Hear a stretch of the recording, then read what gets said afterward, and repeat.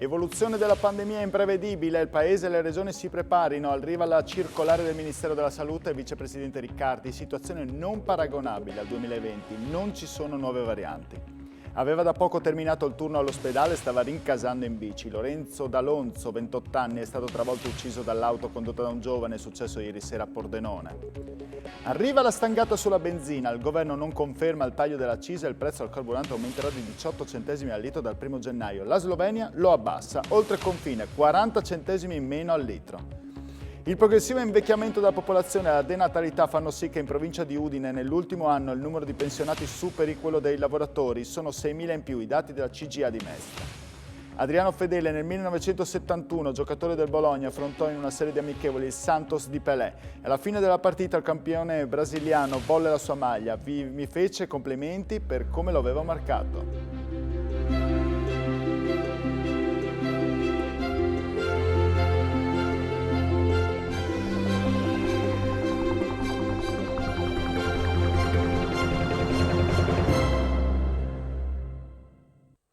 Buonasera e benvenuti con l'informazione serale di Telefriuli. In apertura il Covid, nessun allarme, ma l'attenzione è molto alta. La ripresa del Covid e la concomitanza con l'influenza rischiano di mettere sotto pressione il sistema sanitario. Dal Ministero della Salute arriva la circolare.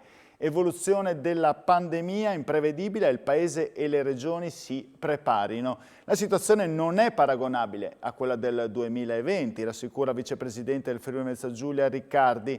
La scorsa notte, nel frattempo, confronto tra il Governatore Fedriga e il Ministro Schillaci. Facciamo il punto della situazione in questo primo servizio. Io non credo che sia giusto spaventarci, anche perché se ci spaventiamo non teniamo i nervi saldi rispetto a problemi che potrebbero nascere. Così il vicepresidente della regione con delega alla salute Riccardo Riccardi, nel giorno della riunione dell'unità di crisi convocata dal ministro della salute Orazio Schillaci per rafforzare il monitoraggio sui rischi collegati agli ingressi in Italia dalla Cina, dove è scoppiata la tempesta perfetta Covid. L'evoluzione della pandemia è imprevedibile, il Paese si prepari. È quanto si legge nella circolare del Ministero della Salute, che indica alcune azioni da mettere in atto in caso di peggioramento della situazione epidemiologica, in vista dell'impatto sul sistema sanitario che potrebbero avere diverse malattie respiratorie acute a partire dall'influenza, unite ad eventuali nuove varianti del Covid. Prevalentemente i casi, per quel che si conosce, riguarderebbero varianti Omicron, quindi è una condizione che non è paragonabile per i dati che abbiamo al 2020. Tra l'altro nel 2020 non eravamo vaccinati come siamo vaccinati adesso. Uso delle mascherine al chiuso, lavoro domiciliare, riduzione delle aggregazioni di massa, ventilazione degli ambienti chiusi, intensificazione delle quarte dosi del vaccino anti-Covid e ancora la verifica dei posti letto in ricovero e terapia intensiva, l'approvvigionamento di dispositivi, farmaci, vaccini. Sono alcune delle azioni indicate dal Ministero della Salute. Ad ogni fatto nuovo c'è una valutazione, l'unità di crisi questa mattina è stata convocata dal Ministro, le regioni sono come sempre pronte a dare il loro sostegno e il loro lavoro. Noi qualsiasi situazione si possa verificare, naturalmente siamo organizzati per farlo. Naturalmente alle condizioni di oggi possiamo dire che queste situazioni non presentano una necessità. Con la pubblicazione in Gazzetta Ufficiale diventano obbligatori negli aeroporti i tamponi per i passeggeri provenienti dalla Cina in transito in Italia. L'Italia fa un ragionamento di precauzione, secondo me correttamente, io condivido molto l'ordinanza del Ministro Schillaci, vediamo che altri paesi queste cose invece non le fanno. Quindi si riapre il tema che abbiamo conosciuto nel 2020, cioè il tema la politica della sorveglianza sanitaria deve essere una politica della sorveglianza ai confini di Schengen. E oggi in Friuli Venezia Giulia sono stati registrati 590 nuovi contagi da Covid-19 su 3.294 tamponi effettuati, con un'incidenza del 18%, 8 i decessi, 3 a Trieste e a Udine, 1 a Gorizia e a Pordenone. Le persone ricoverate in terapia intensiva sono 7, mentre quelle in carico ad altri reparti sono 219. La cronaca stava rincasando. Dopo aver da poco finito il suo turno in ospedale, l'operatore sociosanitario è investito mortalmente a Pordenone mentre era in sella alla sua bicicletta. Perde la vita un 28enne, Lorenzo D'Alonso, morto a causa delle gravissime lesioni riportate. Servizio. È morto in seguito alle gravissime lesioni riportate un operatore sociosanitario di 28 anni, Lorenzo D'Alonso, investito ieri sera da un'auto mentre era in sella alla propria bicicletta. Erano le 22:40 quando si è consumato il dramma. Il ciclista stava percorrendo viale Grigoletti quando è stato travolto dall'auto condotta da un 25enne addetto alle consegne per conto del ristorante Cheese. Le cause sono al vaglio degli agenti delle volanti della questura di Pordenone, supportate dai colleghi della polizia stradale. Il giovane, abruzzese, originario di Atessa, comune in provincia di Chieti, lavorava da un anno come OS nel reparto di chirurgia dell'ospedale civile di Pordenone. Aveva appena smontato dal suo turno pomeridiano e stava rincasando con la sua bicicletta. Giunto all'altezza del civico 47 di viale Grigoletti è stato tamponato. Un impatto tremendo con il ciclista che dopo essere stato caricato sul parabrezza è stato sbalzato da alcuni metri di distanza, sbattendo violentemente la testa sull'asfalto. Le sue condizioni sono subito apparse disperate. Immediato l'arrivo sul posto di 2 ambulanze, il personale sanitario, dopo aver stabilizzato la vittima, l'ha trasferita d'urgenza in condizioni disperate all'ospedale civile dove è morto poco dopo. Il leso invece al conducente della vettura, un cittadino straniero, risultato negativo all'alcol test. I mezzi incidentati sono stati posti sotto sequestro e sono a disposizione dell'autorità giudiziaria, mentre l'automobilista è indagato per omicidio colposo a seguito dell'incidente stradale. Voltiamo pagina, arriva la stangata sulla benzina. Il governo non ha confermato il taglio delle accise, il prezzo al carburante aumenterà a partire dal 1 gennaio di 18 centesimi al litro. Di contro la Slovenia abbassa il prezzo, il divario così tra Friuli Venezia Giulia e i distributori al confine aumenteranno fino ad arrivare a 40 centesimi. Sentiamo. Torna il caro carburante. Dal 1 gennaio arriva la stangata. Il governo ha deciso di non confermare il taglio dell'accise, preferendo destinare la maggior parte delle risorse, 21 dei 35 miliardi, per contenere le bollette. Da domenica quindi la benzina arriverà a toccare quota 1,80 centesimi al litro, il gasolio addirittura 1,90 centesimi. In Friuli Venezia Giulia, calmi e rari i prezzi, ci penserà la benzina agevolata, ma non sarà sufficiente a fermare il ritorno al pendolarismo oltre confine. Da ieri, di contro, infatti, la Slovenia ha deciso di innalzare lo sconto di 8,9 centesimi. Si sono abbassati per 2 settimane, abbiamo i nuovi prezzi, 1,242 euro al litro per la benzina e 1,467 al litro per il diesel. Purtroppo da noi con domani sera aumenterà l'accise di 18 centesimi, quindi quello che succederà la prossima settimana vedremo.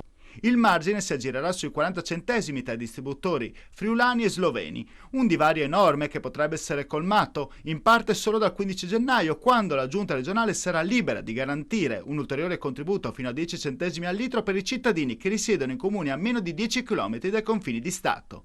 Questo vi penalizza? Sicuramente, penalizza tutti tantissimo, i consumatori in primis, ma poi anche noi, ecco, perché non dimentichiamoci che abbiamo sempre i mercati vicini che aspettano solo queste mosse. No, lei non sapeva che aumentava la benzina? No, assolutamente no, ma tanto paghiamo sempre noi ultimi, quindi vedremo cosa fare. Un problema davvero drammatico. In Friuli Venezia Giulia i saldi cominceranno il 5 gennaio e termineranno il 31 marzo, non hanno lo stesso peso del passato ma rimangono comunque un aiuto importante sia per i commercianti che per i consumatori. Servizio.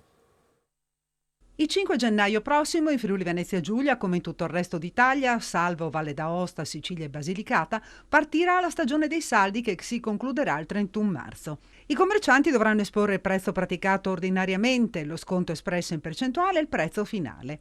Le merci in saldo devono essere presentate in maniera inequivocabilmente distinta e separata da quelle eventualmente poste in vendita alle condizioni ordinarie. Pur non avendo lo stesso peso del passato, i saldi rimangono un aiuto importante sia per le aziende che per i consumatori. Noi abbiamo anche grandi aspettative perché c'è anche qualche segnale più positivo rispetto a solo 1 o 2 mesi fa. C'è un po' più di fiducia dei consumatori. Io ho visto una certa vivacità anche nella città di Udine e nelle località turistiche, magari un po' meno nei paesi, questo è vero, però in questo momento ritengo che ci sia anche la voglia di tornare nei negozi dopo tanto tempo e di lasciarsi anche un po' andare. Quest'anno, a mio avviso, è l'occasione per fare l'acquisto in saldo, però l'acquisto quello emozionale, quello che magari uno ha lasciato da parte durante il periodo dei regali, in cui un po' tutte le famiglie si sono concentrate sull'acquisto utile, sull'acquisto razionale, sull'acquisto di necessità. E in città c'è fermento per l'avvicinarsi dei saldi e consumatori attenti li aspettano per rifornirsi di quanto serve risparmiando sul costo originario. Pare che quest'anno i saldi siano particolarmente attesi ai consumatori che già in questi giorni stanno valutando le possibili opportunità di risparmiare acquistando un capo o un accessorio di cui hanno bisogno e che hanno già visto in vetrina. Confidiamo molto sui saldi, sicuramente qualcosa per la casa, biancheria per la casa sicuramente e poi maglioncini. Qualcosa senz'altro verrà acquistato, speriamo. Ha già adocchiato qualcosa? Sì, qualche affare perché ci sono delle cose che avevo già scelto e magari le ritroverò in saldo e allora ci penserò veramente. In realtà siamo venuti oggi, non aspettiamo i saldi. Ecco, quando troviamo tempo veniamo a far compere, quindi in generale non sempre ai saldi, ecco. Cosa aspettate? Vi aspettate dai saldi? Di fare tanto shopping, di comprare qualcosa di nuovo e... Già adocchiato qualcosa? Sì, magari qualche borsa, qualche vestito. E magari di comprare qualcosa di buona qualità e che ha un prezzo accessibile. Con me cascate malissimo perché io ho fatto l'errore quest'anno di comprare tutto prima dei saldi. E quindi di solito però tutti gli anni, posso parlare solitamente, le aspettative, cioè il primo giorno di saldi io sono molto attiva. Non ne so nulla. Beh, ma i saldi sono o non sono un'occasione buona per fare spese? Ma in genere poi sono sempre disallineato con i saldi, quando vado a fare spese non ci sono i saldi e viceversa, quindi no, veramente è una cosa che non guardo. Sono venuta a fare un giro giusto per vedere cosa c'è e vediamo la prossima settimana, mi sa che tornerò, adesso aspetto un attimino. Lei ha adocchiato qualcosa? No, e prenderò ferie per fare i saldi la prossima settimana. Il progressivo invecchiamento della popolazione e la denatalità hanno un drammatico effetto sul mondo del lavoro. In provincia di Udine nell'ultimo anno sono più i pensionati che i lavoratori. I dati arrivano dalla CGIA di Mestre. In provincia di Udine ci sono più pensionati che forza lavoro e la situazione è destinata a peggiorare visto il progressivo invecchiamento della popolazione, la denatalità e la difficoltà di trovare sul mercato personale altamente qualificato. L'allarme arriva dall'ufficio studi della CGIA di Mestre. Nel dettaglio, nella provincia friulana, il numero delle pensioni supera di 6.000 unità quello degli occupati, 226.000 persone in quiescenza contro i 220.000 lavoratori. Non va meglio a Trieste, dove il saldo negativo è di 2.000 unità, e a Gorizia 3.000 unità. Unica provincia in controtendenza Pordenone, dove gli occupati superano di 15.000 e i pensionati 136.000 contro i 121.000. Grazie a questo dato il saldo in regione è positivo, 510.000 addetti contro i 506.000 assegni pensionistici. Va però evidenziato, afferma la CGIA, che il risultato che emerge da questa analisi è sicuramente sottodimensionato. In Friuli Venezia Giulia infatti ci sono oltre 42.000 occupati che dopo essere andati in pensione continuano su base volontaria a esercitare ancora l'attività lavorativa. Il progressivo invecchiamento della popolazione ha conseguenze gravi sul mercato. Da tempo ormai gli imprenditori friulani denunciano la difficoltà di trovare personale altamente qualificato e figure professionali di basso livello, in quest'ultimo caso perché i giovani sono sempre meno numerosi e rifiutano di trovare occupazione e solo in parte quei posti vengono coperti dagli stranieri. Una questione non facile da risolvere. In futuro invece questa criticità rischia di provocare seri problemi alla sostenibilità economica, al nostro welfare e di penalizzare interi settori che con una società che invecchia sempre di più potrebbero subire un crollo del giro d'affari, come il mercato immobiliare, i trasporti, la moda e il settore ricettivo.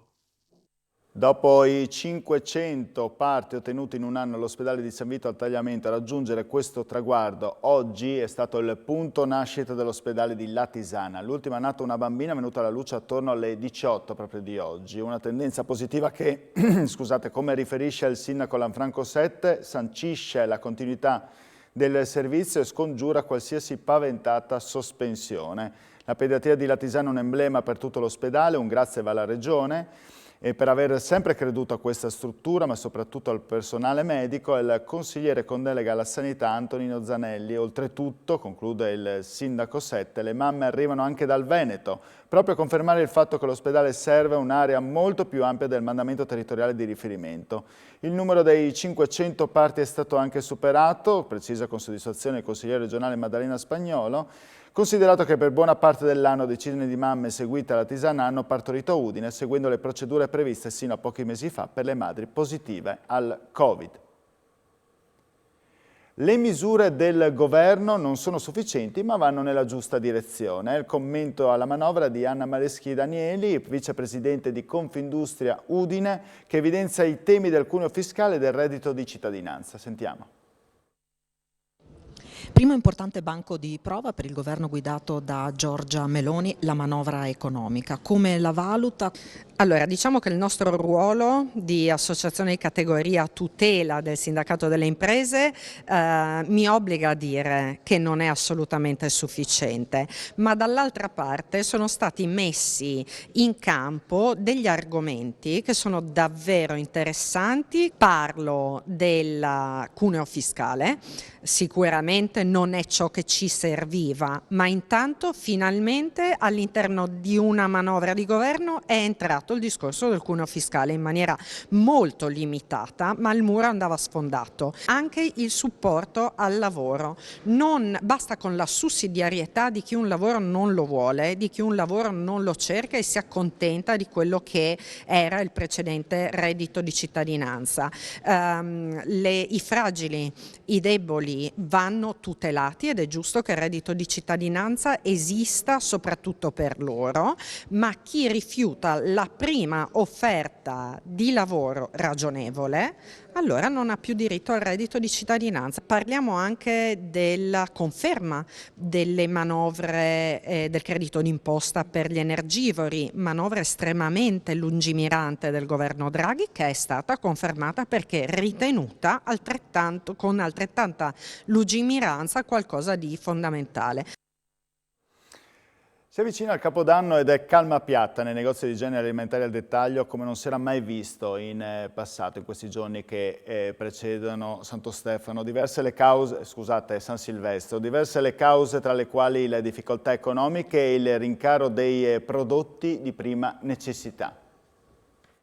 Una fine d'anno di chiaroscuri nel settore alimentare con un'impennata di lavoro il 22 e il 23 dicembre che ha consentito ai negozi al dettaglio di chiudere pareggiando gli incassi dello stesso periodo del 2021. Ma in vista del Capodanno la Federazione Italiana Dettaglianti Alimentari segnala calma piatta come non era mai accaduto in passato. Di norma in concomitanza con le feste di fine d'anno c'era un'impennata di lavoro. E invece adesso, specialmente per quanto riguarda quelli che sono i consumi legati ai cenoni di San Silvestro, quindi quelle che proprio alla fine dell'anno, quest'anno c'è assolutamente calma. Di solito in dicembre c'erano delle impennate dei consumi piuttosto sensibili che quest'anno assolutamente non ci sono state. È un periodo in termini di acquisti, in termini di scambi, come fosse un qualsiasi periodo dell'anno. Durante il periodo natalizio si tendeva magari a regalare prodotti fuori stagione. Quello che era chic è diventato kitsch, la gente preferisce acquistare prodotti stagionali di qualità piuttosto che magari prodotti che in qualche modo potrebbero fare clamore, appunto essendo destagionalizzati, a fronte sicuramente di un calo di quelli che sono stati i prodotti freschi, quindi la frutta e la verdura fresca, c'è stata un'impennata di quelli che invece sono i prodotti già pronti al consumo, quindi la quarta gamma, le verdure lavate, curate, pronte al consumo e anche la quinta gamma, quindi prodotti già cotti, quindi molto più consumi di prodotti già pronti e sicuramente un calo importante per quanto riguarda i prodotti freschi, i prodotti grezzi. Voltiamo pagina. A fine gennaio partiranno i lavori di ristrutturazione del carcere di Udine. Ne nascerà una casa circondariale che si propone come modello del cambiamento. Un istituto di pena nuovo con spazi da dedicare alle attività culturali a favore dei detenuti. Sarà questo il carcere di Udine dopo i lavori di sistemazione che prenderanno il via nel 2023. A spiegare i dettagli del progetto è stata stamani la direttrice Tiziana Paolini. A fine di gennaio partiranno i lavori di ristrutturazione del primo lotto che interessa la sezione ex semiliberi, la sezione l'ex femminile. Verranno creati spazi, attività trattamentali e culturali per i detenuti ed è previsto anche la ristrutturazione di un campo di calcio. Sono però già in fase di avvio i progetti per quanto riguarda il secondo lotto. Con i lavori sarà sistemato anche l'impianto antincendio che nei giorni scorsi ha dimostrato i suoi limiti. L'impianto antincendio riguarderà anche la restante parte dell'istituto, quindi nel mese di gennaio con il nuovo anno, quindi con l'arrivo di nuovi fondi, sicuramente provvederemo a sistemare quello che c'è da sistemare. Per il garante dei detenuti del comune di Udine, quello friulano potrà diventare un carcere modello. Qualcuno giorni fa ha detto: ma c'è un caso Udine. No, ci sono degli episodi disdicevoli, ma Udine vuole essere un modello del cambiamento. Ci auguriamo che questo sia il frutto di un progetto partecipato e anche di una gestione sperimentale affidata proprio al mondo del volontariato delle associazioni. Solo ieri il Consiglio di Stato ha sbloccato con una sentenza l'iter della realizzazione del nuovo carcere a San Vito al Tagliamento. Oggi sono arrivate le prime critiche al nuovo istituto di pena. Secondo qualcuno sarà la nuova Alcatraz. Sentiamo. Bene il superamento del carcere di Pordenone, ma c'è il rischio che il nuovo istituto di pena a San Vito al Tagliamento diventi una fortezza sul modello Alcatraz. È il commento di Massimo Brianese, componente del direttivo della Società della Ragione, associazione che si occupa tra l'altro del problema carcerario, all'indomani della sentenza con cui il Consiglio di Stato ha sbloccato l'iter per la realizzazione della nuova struttura. L'ottima notizia è che probabilmente si delinea il superamento del vecchio carcere di Pordenone nella vecchia sede del castello, e credo che questo fosse un atto dovuto e persino tardivo. Ciò che invece ci lascia perplessi è la scelta di un carcere di quelle dimensioni e in quella locazione. 300 posti in Friuli Venezia Giulia significa immaginare turismo detentivo, è una dimensione smisurata, coerente con una visione carcerocentrica che noi non condividiamo. Oltre a ciò, per Brianese non mancano i problemi di tipo logistico. È distante dal Tribunale di Pordenone con tutti i problemi che ciò comporta. Quasi mi ha fatto pensare a una sorta di fortezza, una Alcatraz a San Vito al Tagliamento. Speriamo di essere in tempo perché almeno nelle modalità di realizzazione questo non avvenga. Siglato questa mattina a Udine il protocollo d'intesa tra Regione e Confindustria Udine per la promozione della salute a 360 gradi e nei luoghi di lavoro. Il progetto prevede una durata di 3 anni per l'ottenimento di apposita certificazione. Andiamo a vedere. Promozione della salute nei luoghi di lavoro, si rinforza la collaborazione tra Confindustria Udine e Regione con quali obiettivi e quali progetti? Ma gli obiettivi sono sempre quelli della competitività per la creazione di valore da distribuire. In che senso? In questo caso attraverso il miglioramento della salute e della qualità di vita dei nostri collaboratori. Abbiamo pensato di entrare in degli ambiti che solitamente erano lasciati al nucleo familiare, per esempio l'alimentazione sana. Noi vogliamo creare delle good practice che poi possano essere portate in famiglia.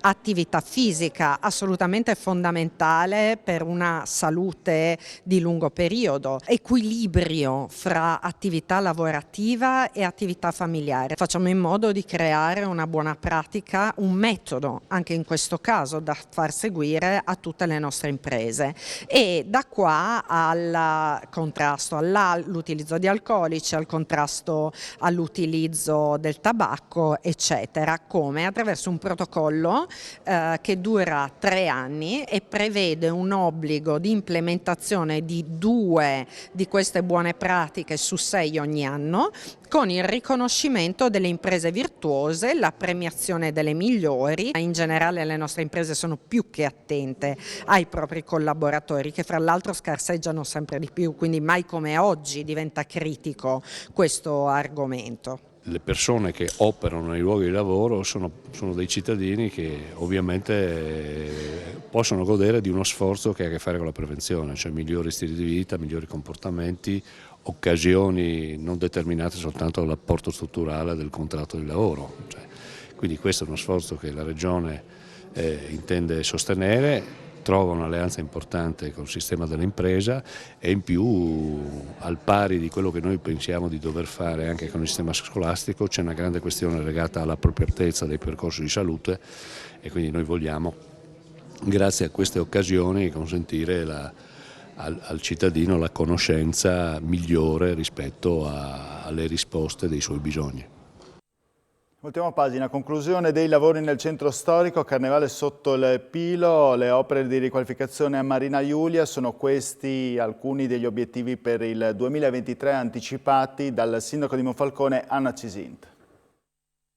Un 2022 che si chiude con 46 opere pubbliche in corso ed un 2023 nel quale sono 20 gli obiettivi principali da raggiungere. Il sindaco di Monfalcone Anna Cisint saluta l'anno in via di conclusione e abbraccia quello nuovo facendo il punto amministrativo a 6 mesi dalla sua rielezione. Guardando all'attualità è la riqualificazione del centro storico uno degli impegni in essere. La cura della città, ha sottolineato Cisint, non è mai venuta meno in questi anni. Dal 2019 abbiamo investito molte risorse per la sicurezza del territorio. Il prossimo Carnevale avrà luogo nella nuova piazza sul Pilo dove si svolgerà la cantata. Nella primavera del 2023 i monfalconesi si riapproprieranno pienamente del loro centro storico dopo la conclusione di tutti i lavori in corso in questi mesi e nelle prossime settimane sarà anche la volta dell'inaugurazione della nuova gradinata dello stadio. Voglio esprimere soddisfazione, ha aggiunto Cisint, per le capacità di questo gruppo amministrativo e ringrazio anche la struttura comunale. Abbiamo 46 opere pubbliche aperte, riceviamo finanziamenti perché abbiamo progetti, il nostro è un gioco di squadra. Nel 2023 ci impegniamo a raggiungere 20 obiettivi primari. Nell'elenco delle novità all'orizzonte ci sono la nuova piazza sul mare all'ex porticciolo Nazario Sauro, nel punto più a nord del Mediterraneo, e poi l'avvio dei dragaggi nell'ottica di un rilancio del porto, nonché il piano di riqualificazione e di ripascimento della spiaggia di Marina Giulia.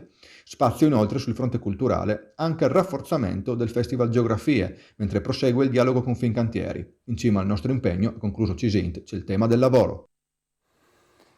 La morte di Pelé, Adriano Fedele, già giocatore e allenatore dell'Udinese, nell'estate 1971 affrontò proprio il Santos di Pelé in una tournée negli Stati Uniti e al termine della partita il campione brasiliano, scomparso proprio ieri, vincitore di 3 mondiali con il Brasile, volle complimentarsi proprio con Fedele per come lo aveva marcato e gli fece dono della maglia. Sono ricordi che ancora oggi mettono i brividi, ha detto proprio a Telefriuli Fedele. Sentiamolo.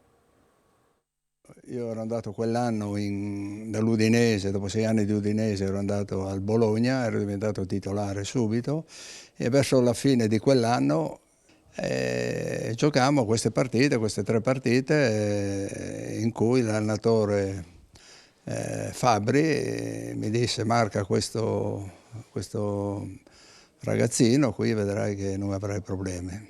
Ottimista, no? Si fece 3 partite, mi fece un gol bellissimo sopra di testa, mi ricordo a New York, pioveva, fece un'entrata un po' inscivolata, ma prese il pallone e tutti addosso. Invece lui li mando via e dice che io avevo preso la palla, non l'avevo neanche toccato, lo ringrazio per questo, no? Anche se adesso è lassù. La più grossa sorpresa venne alla fine di quella partita, dove insomma io ero nello spogliatoio che mi stavo cambiando, arrivò il massaggiatore del Santos, mi viene ancora un po' di pelle d'oca dopo 50 anni oltre, e aveva una maglia di Pelé in mano e disse: chi è Fedele? Io pensavo che la maglia disse, che ne so, a Bulgarelli, grandi giocatori, Savoldi, altri, invece Fedele sono io, Pelé ti manda la maglia, mi dice, e vuole se gli dai la sua. Io te ne do una carotata della mia, no?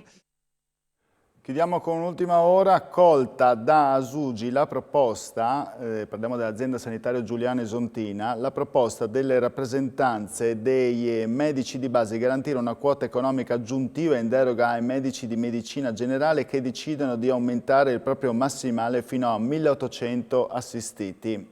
Parla Adriana Fiasolo, che è la Presidente della Federazione Medici di Medicina Generale, che dice: garantita in questo modo la prosecuzione del rapporto fiduciario col paziente. E questa era anche l'ultima notizia, io vi ringrazio per la vostra cortese e fedele attenzione, vi auguro a tutti buona serata.